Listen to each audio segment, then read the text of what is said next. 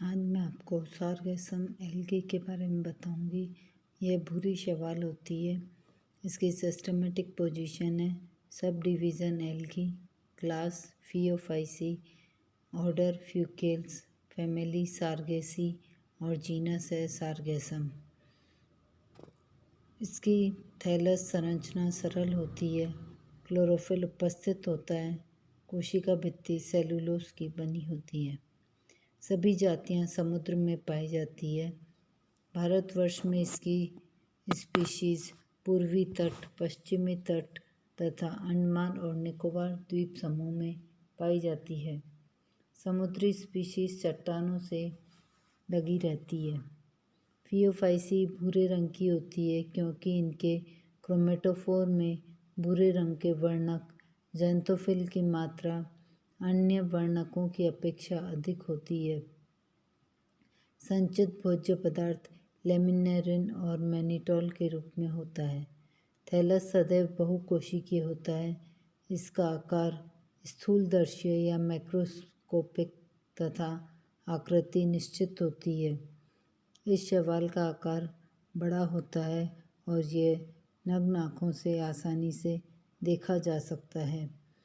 Thallus जड़ जैसे होल्डफास्ट, सरल तथा शाखायुक्त अक्ष तथा पत्ती में विभेदित होता है। कोशिकाएं सेलुलोज भित्ति के अतिरिक्त एक जिलेटिनी बाह्य आवरण में ढकी रहती है। क्रोमेटोफोर में पायरेनॉइड नहीं पाए जाते हैं। जनन कोशिकाएं कशाभिका युक्त तथा गतिशील होती है। इनका आकार विशिष्ट रूप से नाशपाती जैसा होता है। इनकी पार्श्व भित्ति पर 2 कशाभिकाएं होती हैं, जिनमें से एक आगे की ओर व दूसरी पीछे की ओर मुड़ी होती है। चल बीजाणु और अचल बीजाणु अलैंगिक जनन संरचनाएं हैं। ये अनावृत या नेकेड होते हैं, अर्थात इनमें निश्चित भित्ति नहीं होती है।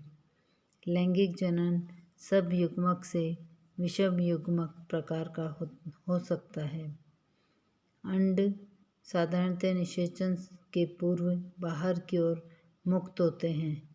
कई वंशों में मुक्त जीवी बीजाणुद्भिद तथा युग्मोद्भिद पीढ़ियों में समरूपी या विषमरूपी पीढ़ी एकांतरण दिखाई देता है।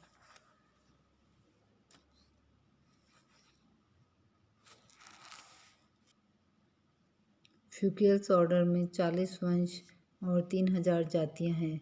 सभी जातियां समुद्र में पाई जाती हैं। ये शैवाल एक बिंबाप स्थपांग या डिस्कॉइड होल्डफास्ट द्वारा अधो स्तर से जुड़े रहते हैं। इनका थैलस शारीरिक व आकारीय दृष्टि से जटिल होता है। इन शैवालों में जनन कायिक एवं लैंगिक विधियों से होता है। अलैंगिक बीजाणुओं का पूर्ण अभाव होता है। लैंगिक जनन विषम युग्मकी होता है। जननांगों का निर्माण पैरेन्काइमी थैलस में विशेष प्रकार की गुहिकाओं में होता है, जिन्हें धानी या कॉन्सेप्टेकल कहते हैं। धानियों में गुरु बीजाणु धानियाँ या मैक्रोस्पोरेंजिया तथा लघु बीजाणु धानियाँ या माइक्रोस्पोरेंजिया पाई जाती हैं, जो क्रमशः अंडधानी तथा पुधानी के रूप में कार्य करती है। दोनों प्रकार की बीजाणु धानियाँ एक कोष्ठीय होती है।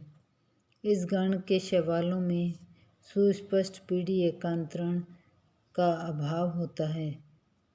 इनका थैलस द्विगुणित बीजाणुद्विधी या डिप्लॉयड स्पोरोफाइटिक होता है तथा अगुणित युग्मोद्भिद अवस्था या हैप्लॉयड गैमेटोफिटिक स्टेज केवल एक कोशिकीय युग्मकों या गैमेट्स के रूप में पाई जाती है।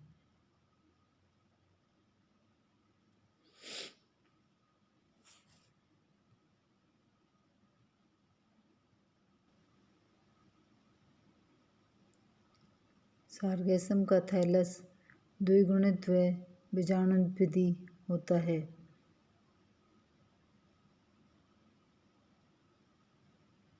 इसका थैलस ऊर्ध्व एवं शाखित पादपकाय स्थापांग या होल्डफास्ट तथा मुख्य अक्ष में विभेदित होता है। मुख्य अक्ष पर पत्ती सदृश अनेक पार्श्व शाखाएं एवं वायु आशय या एयर ब्लैडर पाए जाते हैं। ये इस चित्र में दिखाया गया है। सबसे नीचे तो ये एक्सिस है और एक्सिस के साथ ही ये एयर ब्लैडर जो गोल गोल संरचना है वायु आशय कहते हैं। ये इधर लेटरल लीफ पाई जाती हैं। ये ऊपर की तरफ एयर ब्लैडर दिखाया है। तो ये इस चित्र में बताया है। इसका थैलस स्थापांग या होल्डफास्ट बिम्बाब डिस्कॉइड होल्डफास्ट या नियमित किण्व की संरचना है जिसके द्वारा थैलस अधोस्तर या सबस्ट्रेटम से जुड़ा रहता है। कुछ जातियों में होल्डफास्ट भूस्तर या स्टोलन सदृश संरचना होती है।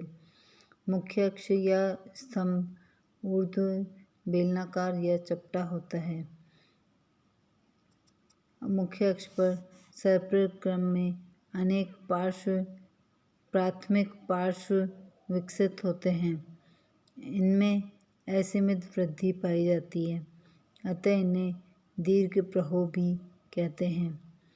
प्राथमिक पार्श्व शाखाओं पर सीमित वृद्धि की चपटी पर्ण सदृश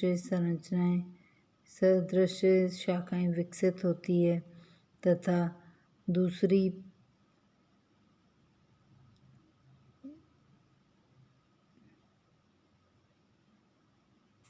शाखाएं विकसित होती जिन्हें द्वितीयक पार्श्व शाखाएं या पत्तियां कहते हैं। ये सरल चपटी एवं मध्य शिरा युक्त संरचनाएं हैं। कुछ जातियों में मध्य शिरा का अभाव होता है। इनके उपांत क्रक्ची श्वेदंती या छिन्न कोर होते हैं। पत्तियों को प्रकाश में देखने पर इनकी सतह पर अनेक छोटे छोटे बिंदु दिखाई देते हैं जो बंद धान्यों या स्टेराइल कॉन्सेप्टेकल्स या क्रिप्टोस्टोमेटा के ओस्टियोल को प्रदर्शित करते हैं। मुख्य अक्ष के आधारीय भाग में पत्तियों के स्थान पर गोलाकार वायु आशय उत्पन्न होते हैं। यह चित्र नंबर 2 में दिखाया गया है। ये खोखली संरचनाएं थैलस को तैरने में सहायता देते हैं। कुछ वैज्ञानिकों का मत है कि ये अंग श्वसन का कार्य करते हैं। सामान्यतः वायु आशय मुख्य अक्ष व प्राथमिक पार्श्वों पर ही पाए जाते हैं, परंतु कुछ जातियों में ये द्वितीयक पार्श्व या पत्तियों के शीर्ष पर भी उत्पन्न होते हैं। द्वितीयक पार्श्व या पत्तियों के अक्ष से लंबी शाखित एवं बेलनाकार या चपटी शाखाएं उत्पन्न होती है जिन्हें रिसेप्टेकल कहते हैं। इस चित्र में रिसेप्टेकल ब्रांच दिखाई है। इनमें अनेक फ्लास्क सदृश धानियाँ या कॉन्सेप्टेकल्स पाए जाते हैं। इन धानियों में जननांगों का विकास होता है।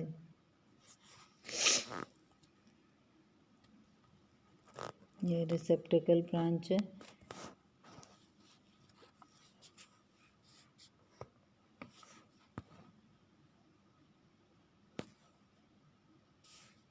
अब इसकी आंतरिक संरचना,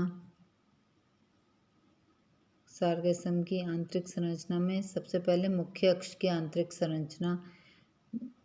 मुख्य अक्ष की अनुप्रस्थ काट में 3 सुस्पष्ट भाग दिखाई देते हैं, मेरिस्टेम, कॉर्टेक्स और मेडुला। इस चित्र में दिखाया गया है। इस चित्र में मेरिस्टेम जो सबसे बाहरी परत है, बाह्य त्वचा के रूप में कार्य करती है। यह दीर्घित एवं संहत रूप से व्यवस्थित कोशिकाओं की एक परत होती है। अक्ष के परिपक्व भाग में मेरिस्टेम के ऊपर क्यूटिकल की एक पतली परत पाई जाती है। इन कोशिकाओं में वर्णकी लवक एवं संचित भोज्य पदार्थ प्रचुर मात्रा में पाए जाते हैं। ये कोशिकाएं मेरिस्टेमेटिक होती है। इस कारण यह परत मेरिस्टेडर्म कहलाती है। क्रोमेटोफोर की उपस्थिति इन कोशिकाओं की प्रकाश संश्लेषी क्षमता प्रदर्शित करती है। कॉर्टेक्स अक्ष का अधिकांश भाग बनाता है। यह संकीर्ण एवं लंबी पैरेन्काइमिक कोशिकाओं से निर्मित होता है तथा उनमें सुस्पष्ट अंतरकोशिक अवकाश पाए जाते हैं। इन कोशिकाओं में भोज्य पदार्थ प्रचुर मात्रा में संचित होता है, अतः कॉर्टेक्स को भी संचयी क्षेत्र भी कहते हैं। मुख्य अक्ष के केंद्रीय भाग में स्थित भाग मज्जा कहलाता है। यह संकीर्ण, लंबी व मोटी भित्ति युक्त कोशिकाओं से निर्मित होता है। इस क्षेत्र की कोशिकाओं में कभी कभी सीढ़ीनुमा स्थूलन भी पाए जाते हैं। मज्जा का कार्य जल एवं अन्य पोषक पदार्थों को विभिन्न अंगों तक पहुंचाना है। अब दूसरा भाग है पत्ती की आंतरिक संरचना।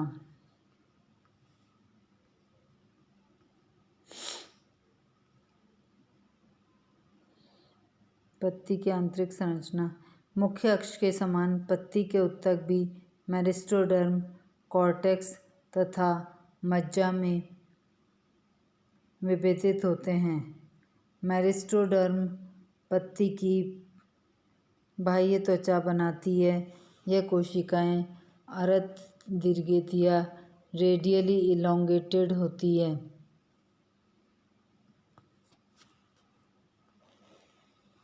तथा मेरिस्टेमी होती हैं। इनमें संचित भोज्य पदार्थ एवं क्रोमेटोफोर प्रचुर मात्रा में पाए जाते हैं। मेरिस्टेम से घिरा हुआ क्षेत्र कॉर्टेक्स कहलाता है। मध्य शिरा क्षेत्र में कॉर्टेक्स की मोटाई फलकों की अपेक्षा अधिक होती है। मुख्य अक्ष की भांति पत्ती में भी केवल एक ही संवहनी ऊतक या मज्जा होता है। पत्ती के दोनों सतहों पर अनेक बंध्य धानियाँ या स्टेराइल कॉन्सेप्टिकल्स पाई जाती हैं। इन्हें क्रिप्टोब्लास्ट कहा जाता है। क्रिप्टोब्लास्ट या क्रिप्टोस्टोमेटा कहते हैं। प्रत्येक क्रिप्टोब्लास्ट एक फ्लास्क सदृश संरचना होती है जो पत्ती की सतह पर एक छोटे छिद्र ओस्टियोल के द्वारा जिसे ओस्टियोल कहते हैं के द्वारा खुलती है। धानियों की भित्ति क्रोमेटोफोर युक्त कोशिकाओं से बनी होती है। इसकी भीतरी सतह से अनेक बहुकोशिकीय तथा अशाखित तंतु उत्पन्न होते हैं जिन्हें सहसूत्र या पैराफाइसिस कहते हैं। सहसूत्र ओस्टियोल द्वारा बाहर निकलते हैं।